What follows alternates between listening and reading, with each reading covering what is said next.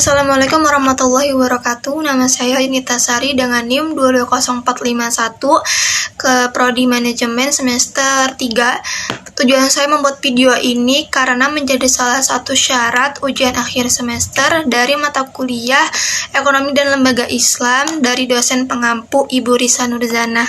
Silahkan simak video selanjutnya. Di sini soal yang nomor 1, bagi hasil merupakan solusi bagi seseorang untuk berkeinginan menjalankan ekonomi syariah. Lalu bagaimana menurut saudara tentang konsep bagi hasil bagi kegiatan ekonomi berupa pembiayaan, persaingan ekonomi atau bisnis, dan sejauh mana solusi yang ditawarkan jika mengalami kerugian? Di sini saya akan menjawab soal nomor 1. Konsep bagi hasil dalam ekonomi syariah melibatkan pembagian keuntungan dan kerugian antara pihak yang terlibat, teman-teman. Namun, terdapat beberapa tantangan dalam menerapkan konsep ini, terutama dalam konteks pembiayaan, persaingan ekonomi, dan bisnis. Misalnya, dalam pembiayaan, tantangan dapat muncul ketika menghadapi risiko kerugian. Dalam konteks ini, solusi yang ditawarkan dalam ekonomi syariah meliputi berbagai mekanisme seperti musyarakah, kerjasama, dan mudharabah pengelolaan dana yang memungkinkan pembagian kerugian sesuai dengan kesepakatan awal. Dengan demikian, sementara konsep bagi hasil menawarkan solusi yang adil dalam pembagian keuntungan dan kerugian. Dalam konteks persaingan ekonomi dan bisnis, prinsip bagi hasil juga dapat menawarkan kerangka kerja yang adil dan berkelanjutan, namun implementasinya dapat melibatkan kompleksitas tertentu, terutama terkait dengan pembagian risiko dan pengelolaan kerugian. Oleh karena itu, penting untuk pertimbangkan berbagai instrumen dan mekanisme yang sesuai seperti asuransi syariah dan kontrak yang adil untuk mengatasi tantangan ini. Ke soal nomor 2, yaitu tentang bagaimana pandangan saudara tentang investasi, serta investasi apa menurut kalian sesuai dengan ekonomi syariah. Baik, investasi syariah harusnya mematuhi akad syariah yang meliputi akad mudharabah dan akad wakalah bil ujrah.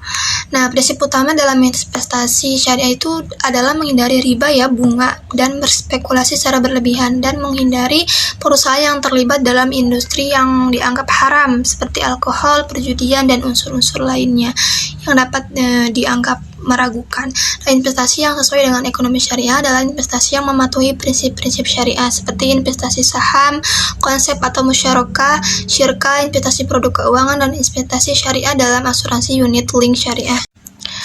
Investasi syariah dapat berfungsi sebagai penggerak untuk meningkatkan kualitas ekonomi dengan cara nilai ibadah yang sangat tinggi.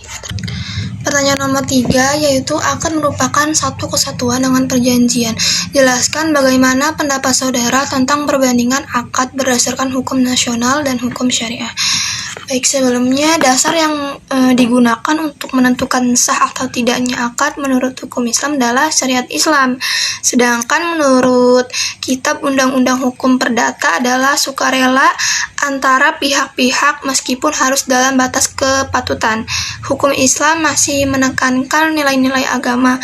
Nah, maka kemerdekaan orang dalam membuat akad dan syarat-syarat tidak dapat menyimpang dari ketentuan, meskipun pihak-pihak bersangkutan telah menyatakan sukarela.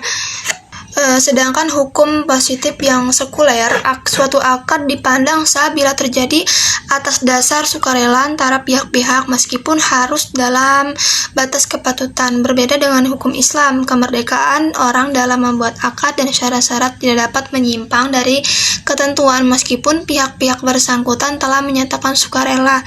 Soal yang terakhir, yaitu jelaskan peran dan kedudukan Dewan Syariah Nasional (MUI) bagi perbankan syariah, asuransi syariah, dan pasar modal syariah. Dewan Syariah Nasional Majelis Ulama Indonesia atau Dewan Syariah Nasional MUI memainkan peran penting dalam memberikan bimbingan dan pengawasan terhadap lembaga keuangan syariah, termasuk bank syariah, asuransi, dan pasar modal. Badan ini juga bertanggung jawab untuk mengeluarkan fatwa keputusan agama untuk memastikan bahwa operasional lembaga-lembaga ini mematuhi hukum Islam. Posisi dewan ini sangat penting dalam menegakkan keaslian dan kepatuhan prinsip-prinsip syariah di sektor keuangan, berkontribusi terhadap pengembangan dan regulasi produk dan layanan yang sesuai dengan syariah.